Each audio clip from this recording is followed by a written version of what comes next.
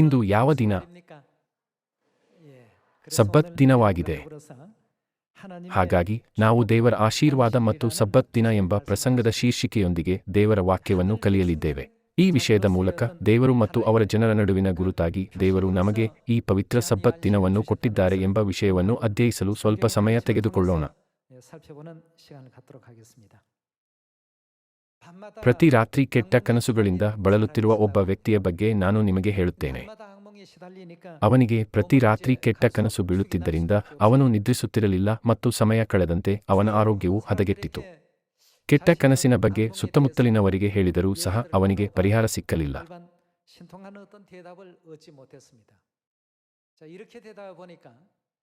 ಅಂತಿಮವಾಗಿ ಅವನು ಮನೋವೈದ್ಯರನ್ನು ಭೇಟಿ ಮಾಡಿದನು.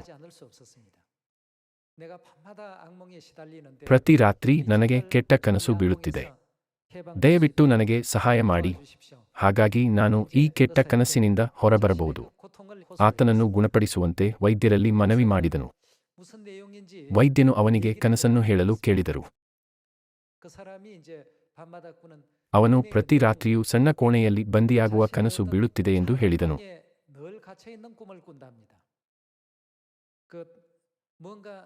ಬಾಗಿಲಿನ ಮೇಲೆ ಎಚ್ಚರಿಕೆ ಇದ್ದ ಕೋಣೆಯಿಂದ ಹೊರಬರಲು ಅವನು ತನ್ನೆಲ್ಲ ಶಕ್ತಿಯಿಂದ ಬಾಗಿಲನ್ನು ತಳ್ಳಿದನು, ಆದರೆ ಬಾಗಿಲು ತೆರೆಯಲಿಲ್ಲ.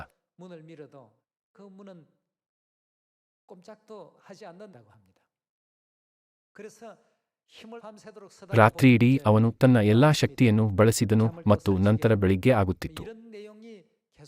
ಇದು ಪ್ರತಿ ರಾತ್ರಿಯೂ ನಡೆಯುತ್ತಿತ್ತು, ಹಾಗಾಗಿ ಅವನು ಸರಿಯಾಗಿ ನಿದ್ರೆ ಮಾಡುತ್ತಿರಲಿಲ್ಲ. ಆಗ ವೈದ್ಯರು, ಅದು ವಿಚಿತ್ರ.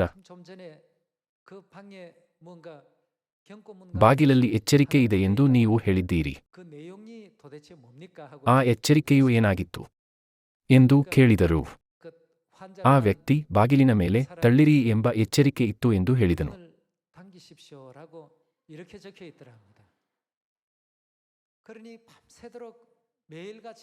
ಪ್ರತಿ ರಾತ್ರಿ ಬಾಗಿಲನ್ನು ತಳ್ಳಿದ್ದರಿಂದ ಬಾಗಿಲು ತೆರೆಯಲಿಲ್ಲ.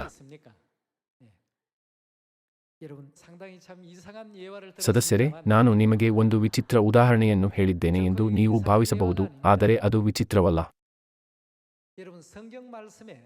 ಜನರು ಸತ್ಯವೇದಕ್ಕೆ ವಿರುದ್ಧವಾದ ರೀತಿಯಲ್ಲಿ ಮಾಡಿದರೆ ಅವರಿಗೆ ಏನಾಗುತ್ತದೆ? ಇಂದು ದೇವರ ಆಶೀರ್ವಾದ ಮತ್ತು ಸಬ್ಬತ್ ಎಂಬ ವಾಕ್ಯಗಳ ಕುರಿತು ಯೋಚಿಸೋಣ ಮತ್ತು ಸತ್ಯವೇದದ ಬೋಧನೆಗಳನ್ನು ತಿಳಿದುಕೊಳ್ಳೋಣ. ಸತ್ಯವೇದದಲ್ಲಿ ಬರೆದಿರುವ ವಾಕ್ಯಗಳಿಗೆ ನಾವು ವಿಧೇಯರಾದಾಗ ನಾವು ಆಶೀರ್ವಾದಗಳನ್ನು ಸ್ವೀಕರಿಸಿ ನಿತ್ಯ ಪರಲೋಕ ರಾಜ್ಯವನ್ನು ಪ್ರವೇಶಿಸಬಹುದು. ಸತ್ಯವೇದದಲ್ಲಿ ಬರೆದಿರುವ ವಾಕ್ಯಗಳನ್ನು ನಾವು ಅಭ್ಯಾಸಕ್ಕೆ ಹಾಕಿದಾಗ ಪರಲೋಕಕ್ಕೆ ಹೋಗುತ್ತೇವೆ.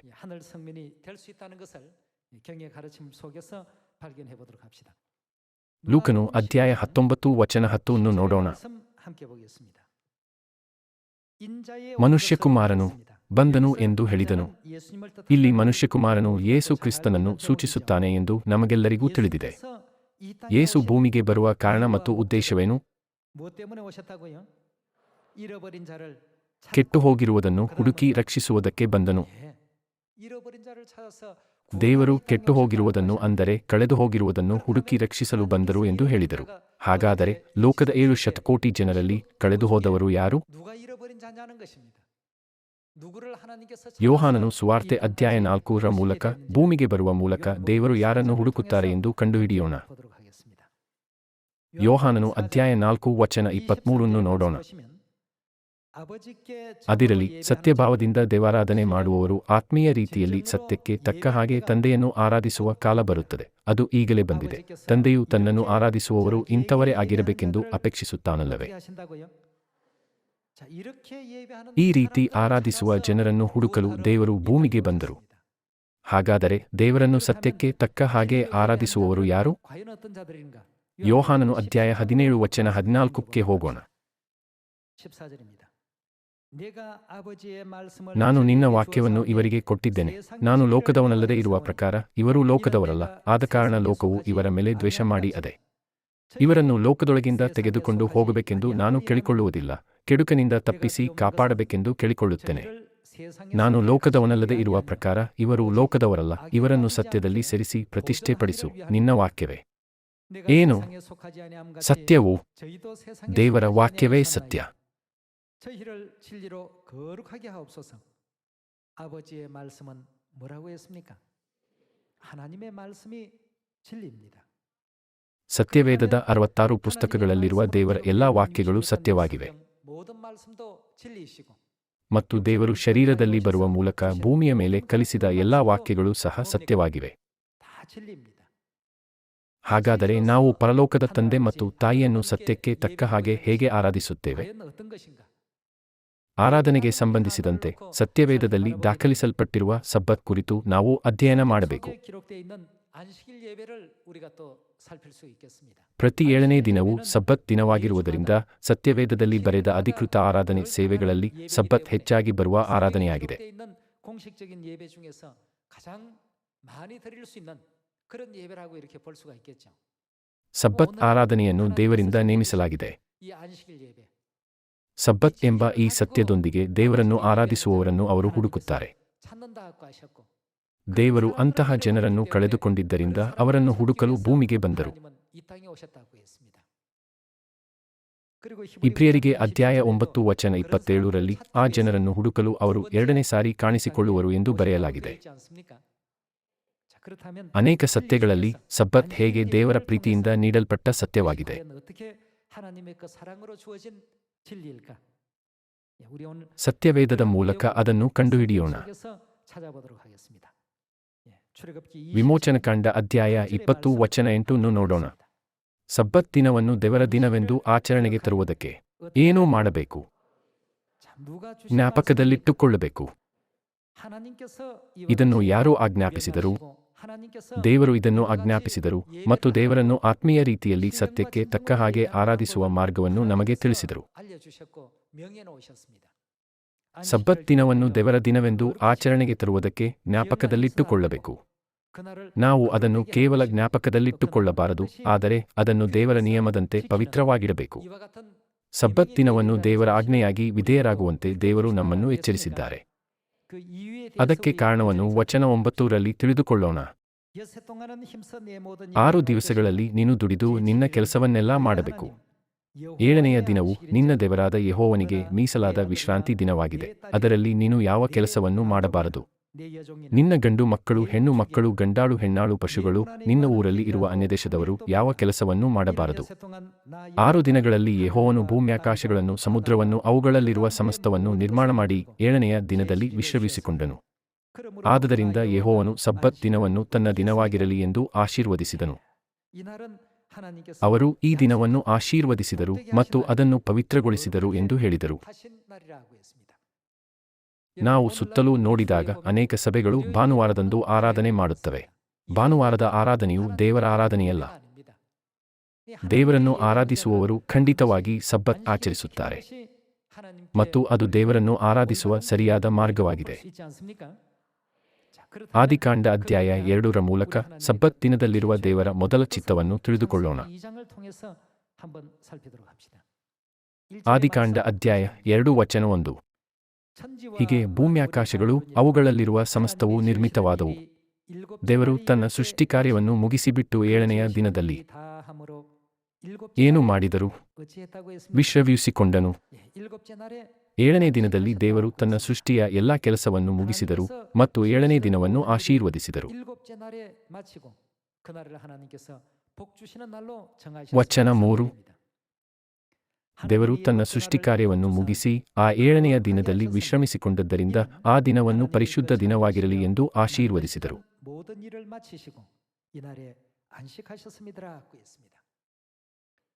ಸಬ್ಬತ್ ಎಂಬುದು ದೇವರ ಆಶೀರ್ವಾದವನ್ನು ಒಳಗೊಂಡಿರುವ ಸತ್ಯವಾಗಿದೆ.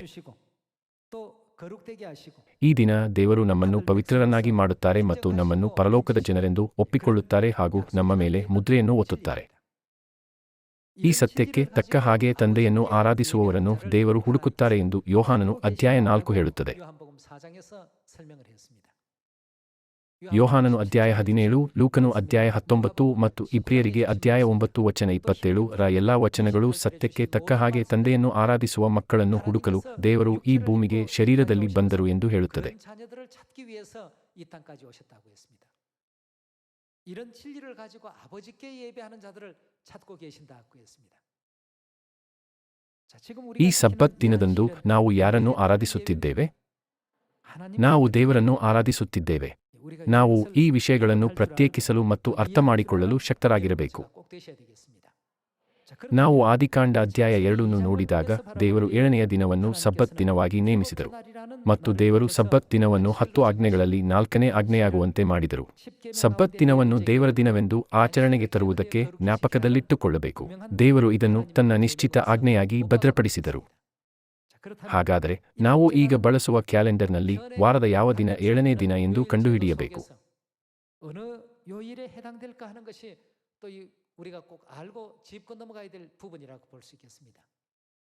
ಈ ವಿಷಯದ ಬಗ್ಗೆ ನಾವು ಲೂಕನು ಅಧ್ಯಾಯ 24ಕ್ಕೆ ಹೋಗೋಣ. ಲೂಕನು ಅಧ್ಯಾಯ 24 ವಚನ 1. ಆ ಸ್ತ್ರೀಯರು ಸಬ್ಬತ್ ದಿನದಲ್ಲಿ ಧರ್ಮನಿಯಮದ ಪ್ರಕಾರ ವಿಶ್ರಮಿಸಿಕೊಂಡು ವಾರದ ಮೊದಲನೆಯ ದಿವಸದಲ್ಲಿ ಇನ್ನೂ ಮೊಬ್ಬಿರುವಾಗ ತಾವು ಸಿದ್ಧಮಾಡಿದ್ದ ಸುಗಂಧದ್ರವ್ಯಗಳನ್ನು ತೆಗೆದುಕೊಂಡು ಸಮಾಧಿಗೆ ಬಂದರು. ಸಮಾಧಿಗೆ ಮುಚ್ಚಿದ್ದ ಕಲ್ಲು ಅಲ್ಲಿಂದ ಉರುಳಿಸಲ್ಪಟ್ಟಿರುವುದನ್ನು ಕಂಡು ಒಳಕ್ಕೆ ಹೋಗಿ ನೋಡುವಲ್ಲಿ ಯೇಸು ಸ್ವಾಮಿಯ ದೇಹವು ಕಾಣಲಿಲ್ಲ. ಈ ವಿಷಯದಲ್ಲಿ ಅವರಿಗೆ ಗಲಿಬಿಲಿ ಉಂಟಾದಾಗ ಹೊಳೆಯುವ ಉಡುಪನ್ನು ಧರಿಸಿದ್ದ ಇಬ್ಬರು ಪುರುಷರು ಅಕಸ್ಮಾತ್ತಾಗಿ ಅವರ ಬಳಿಯಲ್ಲಿ ನಿಂತುಕೊಂಡರು. ಆ ಸ್ತ್ರೀಯರು ಭಯ ಹಿಡಿದವರಾಗಿ ತಮ್ಮ ಮುಖಗಳನ್ನು ನೆಲದ ಕಡೆಗೆ ಬೊಗ್ಗಿಸಿಕೊಂಡಿರುವಾಗ ಆ ಪುರುಷರು ಅವರಿಗೆ, ಸತ್ತವರೊಳಗೆ ಬದುಕಿರುವವನನ್ನು ಹುಡುಕುವುದೇನು? ಆತನು ಇಲ್ಲಿ ಇಲ್ಲ, ಎದ್ದಿದ್ದಾನೆ. ಆತನು ಇನ್ನೂ ಗಲಿಲಾಯದಲ್ಲಿದ್ದಾಗ ಮನುಷ್ಯಕುಮಾರನು ಪಾಪಿಗಳಾದ ಮನುಷ್ಯರ ಕೆಗೆ ಒಪ್ಪಿಸಲ್ಪಟ್ಟು ಶಿಲುಬೆಗೆ ಹಾಕಲ್ಪಟ್ಟು 3ನೆಯ ದಿನದಲ್ಲಿ ಎದ್ದು ಬರುವುದು ಅಗತ್ಯವೆಂದು ನಿಮಗೆ ಹೇಳಿದ್ದನ್ನು ನೆನಪಿಗೆ ತಂದುಕೊಳ್ಳಿರಿ ಎಂದು ಹೇಳಿದರು. ಯೇಸು ಯಾವ ದಿನ ಪುನರುತ್ಥಾನಗೊಂಡರು? ಅವರು ಯಾವಾಗ ಪುನರುತ್ಥಾನಗೊಂಡರು? ಇದು ವಾರದ ಮೊದಲನೆಯ ದಿನವಲ್ಲವೇ? ವಾರದ ಯಾವ ದಿನ ಸಬ್ಬತ್ ದಿನವಾಗಿದೆ? 7ನೇ ದಿನ. ವಾರವು 7 ದಿನಗಳ ಚಕ್ರವಾಗಿದೆ. 1ನೇ ದಿನ, 2ನೇ ದಿನ, 3ನೇ ದಿನ, 4ನೇ ದಿನ, 5ನೇ ದಿನ, 6ನೇ ದಿನ ಮತ್ತು 7ನೇ ದಿನ. ನಂತರ ಅದು ಮತ್ತೆ 1ನೇ ದಿನ, 2ನೇ ದಿನದಿಂದ ಪ್ರಾರಂಭವಾಗುತ್ತದೆ. ಮತ್ತು ವಾರದ ಮೊದಲ ದಿನದಂದು ಯೇಸುವಿನ ಜೀವನದಲ್ಲಿ ಯಾವ ಪ್ರಮುಖವಾದ ಘಟನೆ ಸಂಭವಿಸಿತು? ಪುನರುತ್ಥಾನವು ವಾರದ ಮೊದಲ ದಿನದಂದು ಸಂಭವಿಸಿತು. ಹಾಗಾದರೆ ಯೇಸು ವಾರದ ಯಾವ ದಿನದಲ್ಲಿ ಪುನರುತ್ಥಾನಗೊಂಡರು ಎಂಬುದನ್ನು ಎಲ್ಲಾ ಸಭೆಗಳು ಯಾವುದೇ ಸಂಘರ್ಷವಿಲ್ಲದೆ ಒಪ್ಪಿಕೊಳ್ಳುತ್ತವೆ. ಭಾನುವಾರ.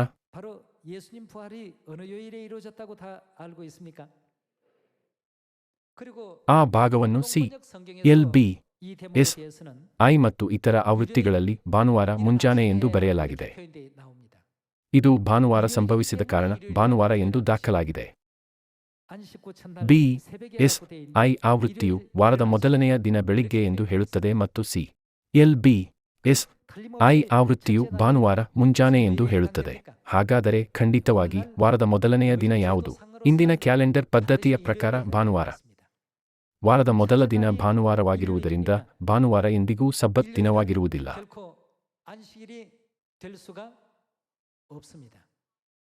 ಅದು ಏಕೆ? ಅದೇಕೆಂದರೆ ಸಬ್ಬತ್ ದಿನವು 7ನೇ ದಿನವಾಗಿದೆ. ಸಬ್ಬತ್ ಮೊದಲ ದಿನವಾಗಲು ಸಾಧ್ಯವಿಲ್ಲ. ಹಾಗಾದರೆ ಯೇಸುವಿನ ಕಾಲದಲ್ಲಿ ಯೇಸುವನ್ನು ನಂಬಿದ ಜನರು ಯೇಸುವಿನ ಬೋಧನೆಗಳ ಪ್ರಕಾರ ಹೊಸ ಒಡಂಬಡಿಕೆಯ ಸಬ್ಬತ್ತನ್ನು ಆಚರಿಸುತ್ತಾರೆಯೇ?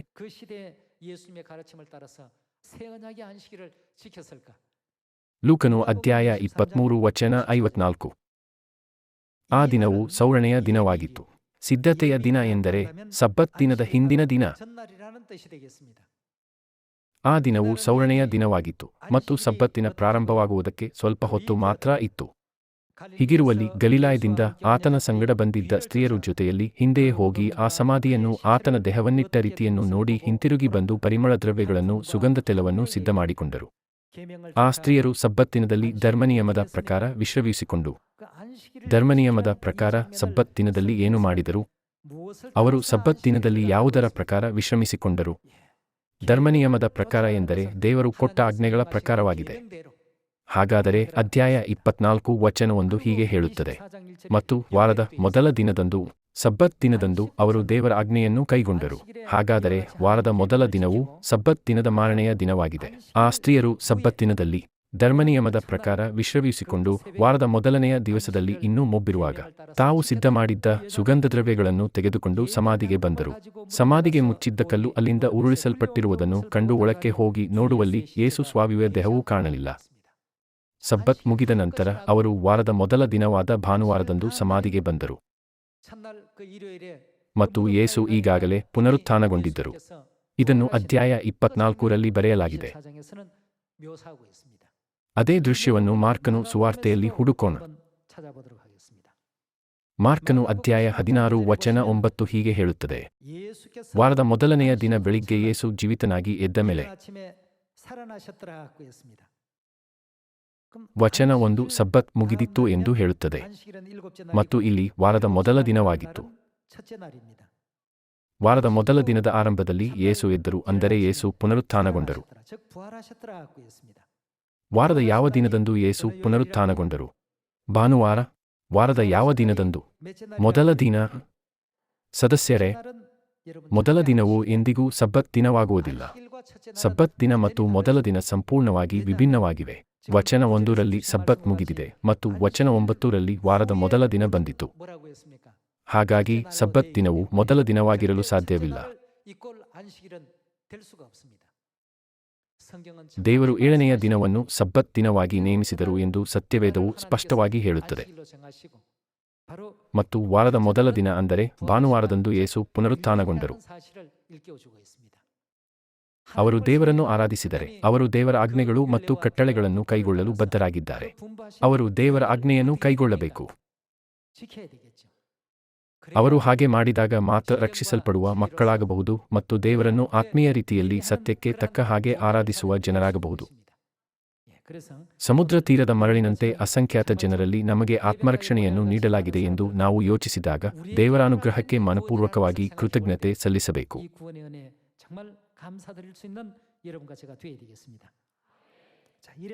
ಸಬ್ಬತ್ ದಿನವು ದೇವರ ಮಹಾ ಆಶೀರ್ವಾದಗಳನ್ನು ಒಳಗೊಂಡಿದೆ. ಲೂಕನು ಸುವಾರ್ತೆ ಅಧ್ಯಾಯ 4 ಯೇಸು ಸಬ್ಬತ್ ದಿನವನ್ನು ದೇವರ ಅಧಿಕೃತ ದಿನವನ್ನಾಗಿ ಮಾಡಿದ್ದಾರೆಂದು ತೋರಿಸುತ್ತದೆ ಮತ್ತು ಅವರು ಸಬ್ಬತ್ ದಿನದ ಒಡೆಯ ಎಂದು ಹೇಳಿದರು.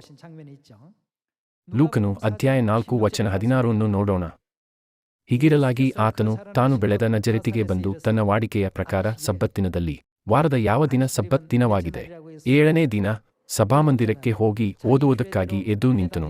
ಆಗ ಯೆಶಾಯನೆಂಬ ಪ್ರವಾದಿಯ ಗ್ರಂಥದ ಸುರಳಿಯನ್ನು ಆತನಕೆಗೆ ಕೊಡಲಾಗಿ ಆತನು ಆ ಸುರಳಿಯನ್ನು ಬಿಚ್ಚಿ ಮುಂದೆ ಹೇಳುವ ಮಾತು ಬರೆದಿರುವ ಸ್ಥಳವನ್ನು ಕಂಡು ಓದಿದನು. ಆ ಮಾತೆನೆಂದರೆ, ಕರ್ತನ ಆತ್ಮವು ನನ್ನ ಮೇಲೆ ಅದೆ, ಆತನು ನನ್ನನ್ನು ಬಡವರಿಗೆ ಶುಭವರ್ತಮಾನವನ್ನು ಸಾರುವುದಕ್ಕೆ ಅಭಿಷೇಕಿಸಿದನು, ಸೆರೆಯವರಿಗೆ ಬಿಡುಗಡೆಯಾಗುವುದನ್ನು ಮತ್ತು ಕುರುಡರಿಗೆ ಕಣ್ಣು ಬರುವುದನ್ನು ಪ್ರಸಿದ್ಧಿಪಡಿಸುವುದಕ್ಕೂ, ಮನಮುರಿದವರನ್ನು ಬಿಡಿಸಿ ಕಳುಹಿಸುವುದಕ್ಕೂ, ಕರ್ತನು ನೇಮಿಸಿರುವ ಶುಭವರ್ಷವನ್ನು ಪ್ರಚುರಪಡಿಸುವುದಕ್ಕೂ ಆತನು ನನ್ನನ್ನು ಕಳುಹಿಸಿದ್ದಾನೆ ಎಂಬುದು. ಓದಿದ ಮೇಲೆ ಆತನು ಆ ಸುರಳಿಯನ್ನು ಸುತ್ತಿ ಸಭಾಮಂದಿರದ ಆಳಿನಕೆಗೆ ಕೊಟ್ಟು ಕೂತುಕೊಂಡನು. ಅಲ್ಲಿದ್ದವರೆಲ್ಲರ ಕಣ್ಣುಗಳು ಆತನ ಮೇಲೆಯೇ ಬಿದ್ದಿರಲಾಗಿ. ಸಬ್ಬತ್ ಯಾರ ಪದ್ಧತಿಯಾಗಿದೆ? ಯೇಸು ಇದು ತನ್ನ ಪದ್ಧತಿ ಎಂದು ಹೇಳಿದರು ಮತ್ತು ಅವರು ಸಬ್ಬತ್ ದಿನದ ಒಡೆಯ ಎಂದು ಹೇಳಿದರು. ಮತ್ತಾಯನು ಅಧ್ಯಾಯ 12 ವಚನ 8 ನೋಡೋಣ. ಮನುಷ್ಯಕುಮಾರನು ಸಬ್ಬತ್ ದಿನಕ್ಕೆ ಯಾರು ಒಡೆಯರು? ಇಲ್ಲಿ ಮನುಷ್ಯಕುಮಾರನು ಯಾರು? ಯೇಸು. ಯೇಸು ಸಬ್ಬತ್ ದಿನಕ್ಕೆ ಒಡೆಯರಾಗಿದ್ದಾರೆ. ನಮ್ಮ ದೇವರು ಸಬ್ಬತ್ ದಿನದ ಒಡೆಯರು. ನೀವು ದೇವರನ್ನು ಆತ್ಮೀಯ ರೀತಿಯಲ್ಲಿ ಸತ್ಯಕ್ಕೆ ತಕ್ಕ ಹಾಗೆ ಆರಾಧಿಸಿದರೆ ಯಾರನ್ನು ಗೌರವಿಸಬೇಕು ಮತ್ತು ಹಿಂಬಾಲಿಸಬೇಕು? ಸಬ್ಬತ್ ದಿನದ ಒಡೆಯ ಯಾರು? ನಮ್ಮ ದೇವರು. ನಮಗೆ ಸಬ್ಬತ್ ದಿನವನ್ನು ನೀಡಿದ ದೇವರನ್ನು ನಾವು ಗೌರವಿಸಬೇಕು ಮತ್ತು ಅನುಸರಿಸಬೇಕು. ಈ ರೀತಿಯಾಗಿ ದೇವರು ತನ್ನನ್ನು ಆರಾಧಿಸುವವರಿಗೆ ಏನು ಮಾಡುತ್ತಾರೆ? ಅವರನ್ನು ಹುಡುಕುತ್ತಾರೆ. ಅವರು ದೇವರು ಹುಡುಕುವ ಆರಾಧಕರು ಮತ್ತು ಮಕ್ಕಳು ಎಂದು ನಾವು ದೃಢಪಡಿಸಿಕೊಳ್ಳಬಹುದು. ಹಾಗಾದರೆ ಯೇಸು ಸಬ್ಬತ್ ದಿನಕ್ಕೆ ಏನಾಗಿದ್ದಾರೆ? ದೇವರು ಮೊದಲ ದಿನದ ಒಡೆಯರಲ್ಲ, ಆದರೆ ಸಬ್ಬತ್ ದಿನದ ಒಡೆಯ ಎಂದು ಸ್ಪಷ್ಟವಾಗಿ ಹೇಳುತ್ತಾರೆ.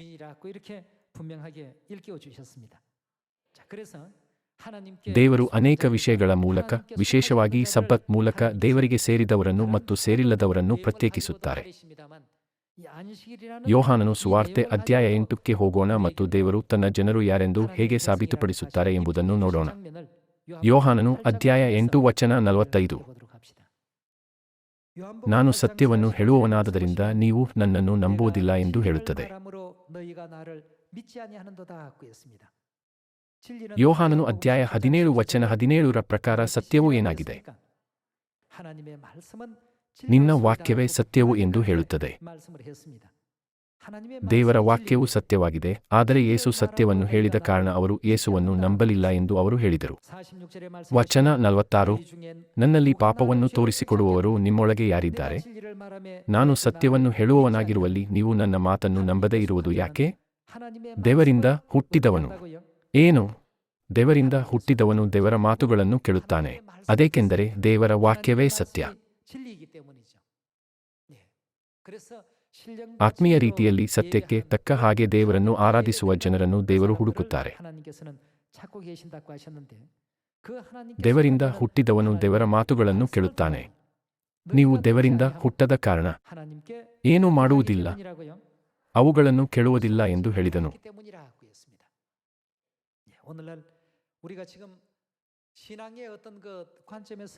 ಯಾವ ಸಭೆ ದೇವರಿಗೆ ಸೇರಿದೆ ಮತ್ತು ಯಾವ ಸಭೆ ದೇವರಿಗೆ ಸೇರಿಲ್ಲ? ಎಲ್ಲವನ್ನೂ ಪಕ್ಕಕ್ಕೆ ಇಟ್ಟು ನಾವು ಸಬ್ಬತ್ ಎಂಬ ಒಂದೇ ಒಂದು ವಿಷಯದ ಬಗ್ಗೆ ಯೋಚಿಸಿದಾಗ ದೇವರ ಮಕ್ಕಳು ಸಬ್ಬತ್ ದಿನದ ಒಡೆಯರಾದ ದೇವರಿಗೆ ಸೇರಿದವರು ಎಂಬುದು ಸ್ಪಷ್ಟವಾಗುತ್ತದೆ. ದೇವರಿಗೆ ಸೇರಿದವರು ದೇವರು ಹೇಳುವುದನ್ನು ಕೇಳುತ್ತಾರೆ ಮತ್ತು ಅವರು ದೇವರ ವಾಕ್ಯವನ್ನು ಅನುಸರಿಸದಿರುವ ಏಕೈಕ ಕಾರಣದಿಂದಾಗಿ ಅವರು ದೇವರಿಗೆ ಸೇರುವುದಿಲ್ಲ ಎಂದು ದೇವರು ಸೂಚಿಸಿದರು. ಅವರ ಮಾತು ಸರಿಯಾಗಿಯೇ ಇತ್ತು. ನಮಗೆ ಇನ್ನೇನು ಬೇಕು? ಈ ವಚನದೊಂದಿಗೆ ದೇವರು ನ್ಯಾಯತೀರಿಸುತ್ತಾರೆ ಮತ್ತು ರಕ್ಷಿಸಲ್ಪಡುವವರನ್ನು ಖಂಡಿಸುವವರಿಂದ ಪ್ರತ್ಯೇಕಿಸುತ್ತಾರೆ. ಯಾರು ವಾಕ್ಯವನ್ನು ನಾಶಮಾಡಬಹುದು ಮತ್ತು ಅದರಲ್ಲಿ ಏನನ್ನಾದರೂ ಸೇರಿಸಲು ಅಥವಾ ತೆಗೆದುಹಾಕಲು ಯಾರು ಧೈರ್ಯ ಮಾಡುತ್ತಾರೆ? ಇದನ್ನು ಮತ್ತೊಮ್ಮೆ ದೃಢಪಡಿಸಿಕೊಳ್ಳಲು 1 ಯೋಹಾನನು ಅಧ್ಯಾಯ 5ಕ್ಕೆ ಹೋಗೋಣ. 1 ಯೋಹಾನನು ಅಧ್ಯಾಯ 5 ವಚನ 18, ದೇವರಿಂದ ಹುಟ್ಟಿರುವವನು ಪಾಪ ಮಾಡುವವನಲ್ಲವೆಂಬುದು ನಮಗೆ ಗೊತ್ತದೆ. ದೇವರಿಂದ ಹುಟ್ಟಿದಾತನು ಅವನನ್ನು ಕಾಪಾಡುವನು, ಕೆಡುಕನು ಅವನನ್ನು ಹಿಡಿಯುವುದಿಲ್ಲ. ನಾವು ಏನು ದೇವರಿಂದ ಹುಟ್ಟಿದವರೆಂದು ಹೇಳುತ್ತದೆ? ದೇವರಿಗೆ ಸೇರಿದವರು ಯಾರ ಮಾತುಗಳನ್ನು ಕೇಳುತ್ತಾರೆ? ಅವರು ದೇವರ ವಾಕ್ಯವನ್ನು ಕೇಳುತ್ತಾರೆ. ಹಾಗಾದರೆ ಅವರು ದೇವರ ಮಾತನ್ನು ಕೇಳದಿರಲು ಕಾರಣವೇನು? ಅವರು ದೇವರಿಗೆ ಸೇರಿದವರಲ್ಲ ಎಂಬ ಕಾರಣದಿಂದಾಗಿದೆ ಎಂದು ಸತ್ಯವೇದವು ಹೇಳುತ್ತದೆ. 1 ಯೋಹಾನನು ಅಧ್ಯಾಯ 5 ವಚನ 19ರಲ್ಲಿ ದೇವರು ನಿಸ್ಸಂಶಯವಾಗಿ ಇವೆರಡರ ನಡುವಿನ ವ್ಯತ್ಯಾಸವನ್ನು ಪ್ರತ್ಯೇಕಿಸುತ್ತಾರೆ. ನಾವು ದೇವರಿಂದ ಹುಟ್ಟಿದವರೆಂದು ಲೋಕವೆಲ್ಲವೂ ಯಾರ ವಶದಲ್ಲಿ ಬಿದ್ದಿದೆ? ಕೆಡುಕನ ಅಂದರೆ ಸೈತಾನನ ವಶದಲ್ಲಿ ಬಿದ್ದಿದೆ ಎಂದು ನಮಗೆ ಗೊತ್ತದೆ. ವಚನ 20, ದೇವರ ಮಗನು ಬಂದು ನಾವು ಸತ್ಯವಾಗಿರುವಾತನನ್ನು ಅರಿತುಕೊಳ್ಳುವ ಹಾಗೆ ನಮಗೆ ವಿವೇಕವನ್ನು ಕೊಟ್ಟಿದ್ದಾನೆಂಬುದು ನಮಗೆ ಗೊತ್ತದೆ. ಮತ್ತು ನಾವು ದೇವರ ಮಗನಾದ ಯೇಸು ಕ್ರಿಸ್ತನಲ್ಲಿ ಇರುವವರಾಗಿ ಸತ್ಯವಾಗಿರುವಾತನಲ್ಲಿದ್ದೇವೆ. ಆತನು ಸತ್ಯದೇವರೂ ನಿತ್ಯ ಜೀವವೂ ಆಗಿದ್ದಾನೆ. ಇಡೀ ಲೋಕವು ಕೆಡುಕನ ವಶದಲ್ಲಿ ಬಿದ್ದಿದೆ. ನಾವು ದೇವರ ಮಕ್ಕಳು, ಆದರೆ ಇಡೀ ಲೋಕವು ಕೆಡುಕನಾದ ಸೈತಾನನ ವಶದಲ್ಲಿ ಬಿದ್ದಿದೆ.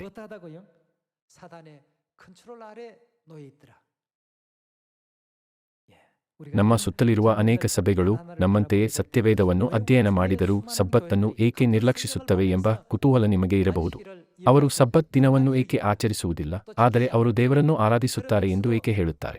ಸತ್ಯವೇದದ ಅನೇಕ ವಚನಗಳ ಮೂಲಕ ಅವರು ಯಾರನ್ನು ಆರಾಧಿಸುತ್ತಾರೆ ಎಂಬುದನ್ನು ನಾವು ಈಗ ಅರ್ಥಮಾಡಿಕೊಳ್ಳುತ್ತೇವೆ. ಇದರ ಬಗ್ಗೆ ನಾವು ಎಚ್ಚರವಾಗಿರಬೇಕು. ದೇವರು ತನ್ನ ಜನರನ್ನು ಆತ್ಮೀಯ ರೀತಿಯಲ್ಲಿ ಸತ್ಯಕ್ಕೆ ತಕ್ಕ ಹಾಗೆ ಆರಾಧಿಸುವ ಜನರನ್ನು ಹುಡುಕುತ್ತಿದ್ದಾರೆ. ಇವರು ಮಾತ್ರ ದೇವರ ಚಿತ್ತವನ್ನು ಅನುಸರಿಸುತ್ತಾರೆ, ಅವರು ಮಾತ್ರ ಪರಲೋಕ ರಾಜ್ಯವನ್ನು ತಲುಪಬಹುದು. ಹಾಗಾಗಿ ನಾವು ಎಷ್ಟು ಧನ್ಯರು! ನಾವು ಸಬ್ಬತ್ ಅನ್ನು ಕಲಿತಿದ್ದೇವೆ ಮತ್ತು ಅದನ್ನು ಅರಿತುಕೊಂಡಿದ್ದೇವೆ ಮತ್ತು ಅದನ್ನು ಕೈಗೊಳ್ಳುತ್ತೇವೆ. ದೇವರು ನಮಗೆ ಸಬ್ಬತ್ ದಿನವನ್ನು ಕೊಟ್ಟಿದ್ದಾರೆ. ಸಬ್ಬತ್ ಶನಿವಾರ ಎಂದು ನಾವು ಕಲಿತಂತೆ ತಂದೆ ಮತ್ತು ತಾಯಿಗೆ ದಿನಕ್ಕೆ 100ಕ್ಕೂ ಹೆಚ್ಚು ಬಾರಿ ಮತ್ತು 1000 ಬಾರಿ ಕೃತಜ್ಞತೆ ಸಲ್ಲಿಸಬೇಕು. ಶಿಲುಬೆಯ ಮೇಲಿನ ನೋವನ್ನು ಸಹಿಸಿಕೊಳ್ಳುವ ಮೂಲಕ ಎಲ್ಲ ಬೋಧನೆಗಳ ಬಗ್ಗೆ ನಮಗೆ ತಿಳಿಸಿದ್ದಕ್ಕಾಗಿ ಮತ್ತು ಪರಲೋಕ ರಾಜ್ಯದ ಮಾರ್ಗವನ್ನು ತೆರೆದಿದ್ದಕ್ಕಾಗಿ ಧನ್ಯವಾದಗಳು. ಯೋಹಾನನು ಅಧ್ಯಾಯ 10 ವಚನ 25 ನೋಡೋಣ. ಅದಕ್ಕೆ ಯೇಸು, ನಿಮಗೆ ಹೇಳಿದೆನು, ಆದರೆ ನೀವು ನಂಬದೇ ಇದ್ದಿರಿ. ನನ್ನ ತಂದೆಯ ಹೆಸರಿನಲ್ಲಿ ನಾನು ಮಾಡುವ ಕ್ರಿಯೆಗಳೇ ನನಗೆ ಸಾಕ್ಷಿಯಾಗಿವೆ. ಆದರೂ ನೀವು ನನ್ನ ಕುರಿಗಳಿಗೆ ಸೇರಿದವರಲ್ಲವಾದ್ದರಿಂದ ನಂಬದೇ ಇದ್ದಿರಿ. ನನ್ನ ಕುರಿಗಳು ಏನು? 어떻게 ದೇವರ ಕುರಿಗಳು ವಿಶಿಷ್ಟ ಲಕ್ಷಣಗಳನ್ನು ಹೊಂದಿವೆ. 특성이 있습니다. ಅವರು ದೇವರ ಸ್ವರಕ್ಕೆ ಕಿವಿಗೊಡುತ್ತಾರೆ. 천국 ನಾನು ಅವುಗಳನ್ನು ಬಲ್ಲೆನು, ಅವು ನನ್ನ ಹಿಂದೆ ಬರುತ್ತವೆ. 들을 줄 알고 ಅವರು ಯಾರನ್ನು ಹಿಂಬಾಲಿಸುತ್ತಾರೆ? 나는 죄를 알고. ಅವರು 죄인은 ದೇವರನ್ನು 나를 ಹಿಂಬಾಲಿಸುತ್ತಾರೆ. 어떻게 한다고요? ಅದು ಅವರ ಸ್ವಭಾವದಲ್ಲಿದೆ. 이렇게 따르도록 돼 있더라고요. ಅವರು ತಮ್ಮ ಕುರುಬನ ಸ್ವರವನ್ನು ತಿಳಿದಿರುವ ಕಾರಣ ಅವರು ದೇವರನ್ನು ಹಿಂಬಾಲಿಸುತ್ತಾರೆ. 오늘 안식일을 ಸಬ್ಬತ್ ದಿನವನ್ನು 기억하는 ದೇವರ 예수님의 ದಿನವೆಂದು 말씀, ಆಚರಣೆಗೆ ತರುವುದಕ್ಕೆ 하나님의 ಜ್ಞಾಪಕದಲ್ಲಿಟ್ಟುಕೊಳ್ಳಬೇಕು. 문자로 ಇದು 기록된 ನಮ್ಮ 내용은 ದೇವರ ಸ್ವರ. 제가 대신 대언을 하고 있긴 합니다만 ನಾನು ಸತ್ಯವೇದದಲ್ಲಿ ಬರೆದಿರುವ ವಿಷಯಗಳಿಗಾಗಿ ಮಾತನಾಡುತ್ತೇನೆ. ಸತ್ಯವೇದವು ದೇವರ ವಾಕ್ಯಗಳ ಅಕ್ಷರ ಸಮೂಹವಾಗಿದೆ. 하나님의 말씀 ಸದಸ್ಯರೇ, 진리입니다. ದೇವರ 이 ವಾಕ್ಯವೇ 진리를 ಸತ್ಯ. 가지고 하나님께 ಈ ಸತ್ಯದಲ್ಲಿ ತನ್ನನ್ನು ಆರಾಧಿಸುವ ತನ್ನ ಮಕ್ಕಳನ್ನು ಹುಡುಕಲು ದೇವರು ಭೂಮಿಗೆ ಬಂದಿದ್ದಾರೆ. 오신 것이죠. 해변가에 ಲೋಕದ 7 지시는 ಶತಕೋಟಿ ಜನರಲ್ಲಿ 수많은 ತನ್ನ ಮಕ್ಕಳನ್ನು 종류의 ಹುಡುಕಲು 그 ದೇವರು ಈ 사람들이 ಭೂಮಿಗೆ ಬಂದರು. 다 있습니다만 그 ದೇವರ 가운데서 ಮಕ್ಕಳು ದೇವರ ಆಜ್ಞೆಗಳು, ನಿಯಮಗಳು ಮತ್ತು ಕಟ್ಟಳೆಗಳನ್ನು ಪಾಲಿಸುತ್ತಾರೆ. ಅವರು ದೇವರ ಪ್ರತಿಯೊಂದು ವಾಕ್ಯವೂ ಚಿಕ್ಕದಾಗಿದ್ದರೂ ಅದು ದೇವರಿಂದ ಬಂದಿದ್ದರೆ ಅದನ್ನು ಗೌರವಿಸುತ್ತಾರೆ. 사소하고 작은 것이라도 ಅವರು ದೇವರ ಸ್ವರಕ್ಕೆ ಕಿವಿಗೊಡುವ ಕುರಿಗಳು. 성을 알아들을 줄 아는 ದೇವರು ಅಂತಹ ಜನರನ್ನು ಹುಡುಕುತ್ತಾರೆ. 자녀들을 찾기 위해서 이 땅에 오셨다고 했습니다. 예, 오늘 ಇಂದು ನಾವು 주신 ಆಚರಿಸುತ್ತಿರುವ 하나님의 ಸಬ್ಬತ್ ದಿನದಲ್ಲಿ ದೇವರ ಪ್ರೀತಿಯು ಅಡಕವಾಗಿದೆ. 안식일로 표현이 되고 안식일로 ನಮ್ಮ ನಿತ್ಯ ಎಲೋಹಿಂ ದೇವರು ಈಗ ನಮ್ಮನ್ನು ಸಬ್ಬತ್ ದಿನದ ಮೂಲಕ ಪರಲೋಕ ರಾಜ್ಯಕ್ಕೆ ಮುನ್ನಡೆಸುತ್ತಿದ್ದಾರೆ. 인도해 주신 영원하신 엘로힘 하나님, 우리 ಇಂದು 아버지 ಪರಲೋಕದ ತಂದೆ ಅನ್ಸಂಗ್ ಹೋಂಗ್ ರವರು ಮತ್ತು ಹೊಸ ಯೆರೂಸಲೇಮ್ ಪರಲೋಕ ತಾಯಿಗೆ ಹೆಚ್ಚು ಕೃತಜ್ಞತೆ, ಸ್ತುತಿ ಮತ್ತು ಮಹಿಮೆಯನ್ನು ಸಲ್ಲಿಸೋಣ. 찬양과 영광을 돌리도록 합시다. ನಾನು ಇದರೊಂದಿಗೆ ಪ್ರಸಂಗವನ್ನು ಮುಗಿಸುತ್ತೇನೆ. 하겠습니다. ಧನ್ಯವಾದಗಳು.